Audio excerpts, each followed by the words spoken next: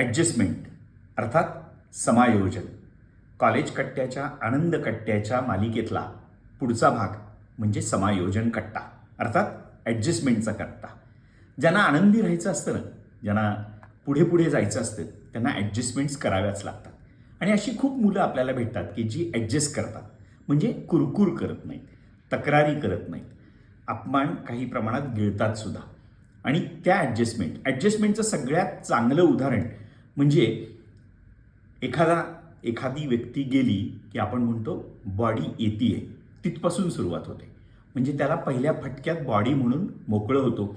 आणि मग ती बॉडी आली की मग पांढरा नवीन कपडा नसेल तर एखादी जुनी कफनी चालते, तिथपासून सुरू होते. मग ती तिरडी बांधण्यापासून प्रत्येक वेळी ॲडजस्टमेंट्स असतात. खरं तर ती कर्मकांड असतात. कारण का तर एक काळ ठीक होता की त्या काळामध्ये माणूस मेलाय की नाही कळायचं नाही.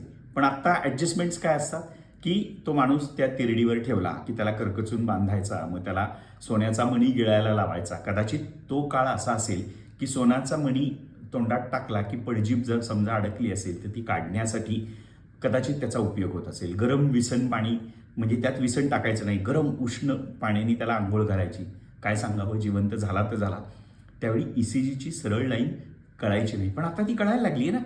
मग ह्या सगळ्या ॲडजस्टमेंट करत आपण विसाव्याच्या ठिकाणी जातो, आपण खांदेपालट करतो. कशासाठी तर चेक करायचं प्रत्येकाने, हां खरंच मेलाय ना. मग एक दगड टाकून कन्फर्म करायचा. आज खरंच दगड टाकायची गरज आहे का, पण आपण ते टाकत बसतो. मग सरणावर ठेवल्यावर सुद्धा पाणी घालायचं, म्हणजे त्याच्या तोंडात पाणी घालायचं, पायाकडनं त्याला जाळायचा का, उठला तर उठला. ह्या सगळ्या ॲडजस्टमेंट्स होत्या. खरं तर ह्या ॲडजस्टमेंट्स त्या प्रेताबरोबरच्या असायच्या. पण आज त्याची गरज आहे का. मी मागच्या महिन्यामध्ये एका अंत्ययात्रेला गेलो होतो. ती अंत्ययात्रा ज्ञानप्रबोधिनीतल्या एका थोर व्यक्तीची होती. आणि तिथे मात्र ही कर्मकांड असली काहीच नव्हती. म्हणजे ना केस कापणं ना इतर काही. याच्यात धार्मिकता बाजूला ठेवू, पण ह्या ॲडजस्टमेंट्स आता गरज नसेल तर करायची गरज आहे का. अशाच पद्धतीने आपण जर गेलो तर मला वाटतं विद्यार्थीसुद्धा छोट्या छोट्या गोष्टीत ॲडजस्टमेंट्स करत राहतात. आणि ॲडजस्ट जो करतो तो पुढं जातो. आणि म्हणून आपल्याला ॲडजस्टमेंट्स कराव्या लागतात. याला समायोजन असं म्हणतात. प्रत्येक ठिकाणी समायोजन करत करत पुढं जायचं.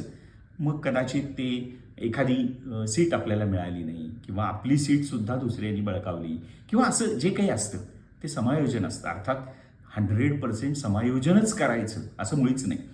जिथं जिथं भांडत बसायचं नाही. भांडत बसलं की होतं काय की आपण खूप भांडखोर किंवा भांडकुदळ दिसायला लागतो. त्याच्याऐवजी आपण ॲडजस्टमेंट्स केल्या तर छोट्या छोट्या गोष्टीत आपण तक्रारीचा सूर बाजूला, म्हणजे भाजीत मीठ नाही म्हणून ठीक आहे, काही बिघडलं नाही म्हणून पुढं जात गेलो तर मला वाटतं याला ॲडजस्टमेंट्स म्हणतात. अशी ॲडजस्टमेंट्स करणारी मुलं, म्हणजे आज मराठीचा अभ्यास करायचा आहे आणि मी हिंदीचं पुस्तक आणलं आहे तर ठीक आहे ना, आज हिंदीचा अभ्यास करू. नाही तर मराठीचं पुस्तक आणलं नाही म्हणून त्रागा करणं हे वाईट. आणि म्हणून असं न करता ॲडजस्टमेंट्स करूयात, पुढं जाऊयात, आनंदी जगूयात.